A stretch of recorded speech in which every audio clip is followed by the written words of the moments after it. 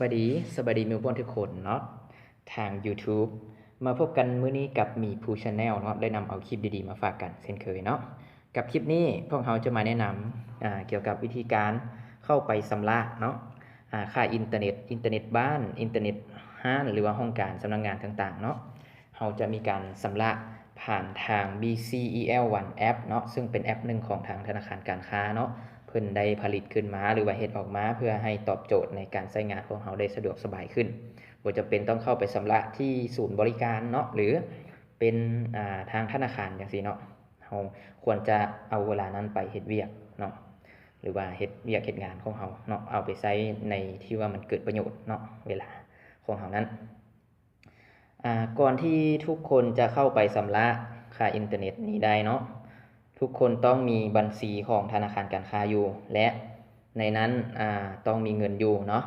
หลังจากนั้นต้องโหลดแอปของ BCEL1 แอปนั้นลงติดตั้งเข้าในโทรศัพท์เนาะหรือว่าพร้อมใช้งานเนาะหลังจากนั้นทุกคนมีแล้วเนาะครบเงื่อนไขแล้วให้ทุกคนนะเข้าไปที่แอป BCEL1 เนาะสัมผัสเข้าไปเลยเนาะมันก็จะขึ้นหน้าต่างแบบนี้มาให้ทุกคนใส่รหัสของตนเองที่ตั้งไว้เนาะทางด้านเทิงจะเป็นที่อยู่อีเมลหลังจากที่ทุกคนใส่รหัสเข้าไปแล้วเนาะให้ทุกคนเข้าสู่ระบบหรือว่าล็อกอินนั่นเองเนาะระบบมันก็จะโชว์หน้าต่างนี้ขึ้นมาเนาะ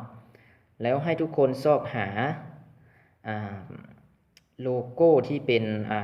นี่เนี่ยถ้าเป็นภาษาลาวเพิ่นจะขึ้นว่าสายเศร้าเนาะแต่ถ้าเป็นภาษาอังกฤษจะเขียนใส่ว่า lease line ประมาณนี้แหละเนาะ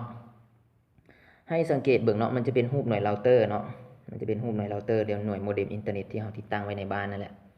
ให้เราสัมผัสเข้าไปเลยเนาะสัมผัสเข้าไปหลังจากนั้นมันจะขึ้นหน้าต่างนี้ขึ้นมาเนาะให้เราใส่รหัสลูกค้าเนาะรหัสลูกค้านี่จะเป็นรหัสที่ได้เวลาที่ติดตั้งเนาะติดตั้งสำเร็จเพิ่นจะมีรหัสลูกค้าให้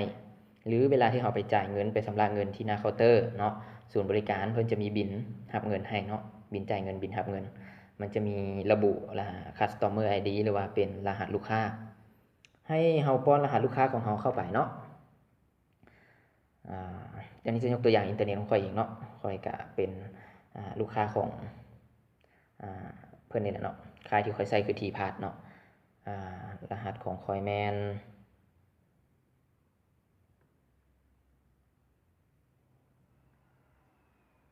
หลังจากเข้าไปแล้วเนาะมันจะโชว์หน้าต่างนี้ขึ้นมาให้มันจะมีหมดเนาะมันจะมีลาวโทรคม T-Pass Skynet Planet Unitel เนาะเฮาใช้เครือข่ายใดเนาะเฮาสัมผัสเข้าไปที่เครือข่ายนั้นกรณีของข้าพเจ้าข้าพเจ้าใช้เครือข่ายของ T-Pass รู้สึกว่าT-Pass ในช่วงนี้เพิ่นจะมีโปรดีๆอยู่เลยเนาะเกี่ยวกับอินเทอร์เน็ตบ้านนี่นะอินเทอร์เน็ตบ้านสำนักงานห้องการต่างๆเนาะถ้าว่าลูกค้าท่านใดเนาะหรือว่าหมู่เพื่อนท่านใดสนใจก็สามารถติดต่อศูนย์บริการเพิ่นเลยเนาะหรือว่าติดต่อพนักงานขายของเพิ่นก็ได้เพิ่นก็จะมีโปรดีๆแนะนำอยู่เนาะสัมผัสค่อยใช้ T-Pass เนาะสัมผัสไปที่T-Pass โอเคระบบก็จะให้การประเมินผลให้เนาะช้าหรือไวขึ้นกับอินเทอร์เน็ตแล้วก็หน่วยประเมินผลของโทรศัพท์เฮานำเนาะหลังจากนั้นมันก็จะโชว์หน้านี้ขึ้นมาเนาะมันจะเป็นข้อมูลของทางเฮาเนาะข้อมูลของลูกค้าทางเฮามันจะมี1คือรหัสลูกค้าเนาะเฮากดจุดนี้เฮาต้องได้กดสอบเนาะจุดนี้เฮาต้องได้กดสอบว่ารหัสลูกค้าถูกต้องแล้วบ่ออกชื่อเฮาเนาะชื่อลูกค้าถูกต้องแล้วบ่คันถ้าชื่อถูกต้องแล้วเนาะเฮาก็เพียงแต่กดต่อไปได้เลยเนาะแต่กรณีของข้อนี้คือค่อยได้ชำระเนาะนี่มูลค่าชำระล่วงหน้าเนาะค่อยมีการชำระไปแล้วเนาะจำนวนเงินเท่านี้ค่อยก็เลยบ่ชำระต่อเนาะนี่ถ้าว่าลูกค้าเนาะหรือว่าหมู่เพื่อนท่านใดที่ชำระแบบเป็นเดือนเนาะมันก็จะโชว์จำนวนเงินขึ้นมาบ่อนนี้เลยเนาะบ่อนป้อนจำนวนเงินนี้ให้มันจะโชว์จำนวนเงินขึ้นมาได้เพียงแต่เรากดเนาะถ้าบ่โชว์ก็ให้พิมพ์ใส่เนาะตามจำนวนที่เราเคยจ่ายผ่านมาเลยเนาะพิมพ์ใส่หลังจากลูกค้าพิมพ์ใส่แล้วเนาะก็มีแต่เฮ็ดตามขั้นตอนต่อไปเนาะกดต่อไปเลย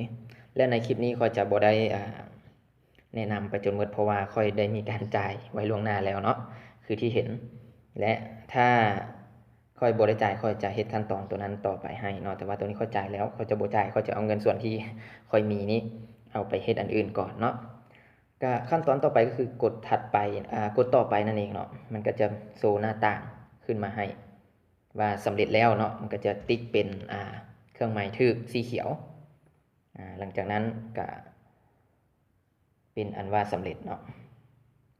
สำหรับอินเทอร์เน็ตที่ค่อยใช้เนาะที่พาสนี่เนาะหลายๆคนก็อาจจะยังงงอยู่เนาะแต่ชี้แจงหน่อยนึงเนาะที่มาของเพิ่นคือแต่ก่อนมันแม่น Beeline เนาะเพิ่นมีชื่ออยู่ Beeline นี่แหละแต่ว่าเพิ่นได้เปลี่ยนมาเป็นที่พาสเนาะรู้สึกว่าจะเปลี่ยนอยู่ช่วงกลางเดือนนี่แหละบ่กลางเดือนเนาะกลางปีหาท้ายปีเนี่ยเนาะเพิ่นจะเปลี่ยนเนาะหลายคนก็จะว่าอ้าวที่พัดบ่แม่นเนาะ Beeline หายไปไสแล้วสินะที่จริงยังอยู่นี่แหละเนาะ Beeline เพิ่นยังอยู่ยังให้การบริการปกติสำหรับคลิปนี้เนาะก็ถือว่าจบสำนี้ถ้าหมู่เพื่อนท่านใดเนาะรู้สึกว่าคลิปนี้มีประโยชน์ก็สามารถกดไลค์กดแชร์เนาะแล้วก็เฮ็ดตามได้เนาะในกรณีที่บ่มีเวลาที่จะเข้าไปชำระค่าอินเทอร์เน็ตเนาะอยู่หน้าเคาน์เตอร์อยู่ทางธนาคารเนาะค่อยต้องไปเวียกสิเนาะเฮาก็ไปเวียกเลยเนาะบ่จำเป็นต้องเข้าไปชำระดอกเฮาเอาเวลาที่เฮาพักผ่อนน้อยนึงเข้าแอปตัวนี้เนาะก็ชำระจ่ายทางนี้ได้คือกันเนาะเพิ่นตอบโจทย์เนาะมีหลายช่องทางในการชำระสามารถชำระได้เด้อและท่านใดที่คิดว่ามีประโยชน์ก็สามารถกดไลค์กดแชร์เนาะกด Subscribe ช่องนี้เนาะกดติดตามให้แด่เนาะเพราะว่าเฮาอาจจะมีเทื่อหน้าเฮาจะมีคลิปดีๆเนาะออกมาแนะนำมาเฮ็ดให้เบิ่งเนาะแนะนำให้เบิ่งอีกเนาะเกี่ยวกับการใช้งานของแอปนี้หรือของหลายๆแอปเนาะที่ว่าเฮ็ดให้สะดวกสบายกับพ่อแม่พี่น้องประชาชนที่ว่าใช้อินเทอร์เน็ตเนาะหรือว่าใช้หยังก็แล้วแต่ที่ว่ามันเป็นการบริการเนาะให้มันว่องไวขึ้นสำหรับคลิปนี้ก็จบพอเท่านี้เนาะขอบใจ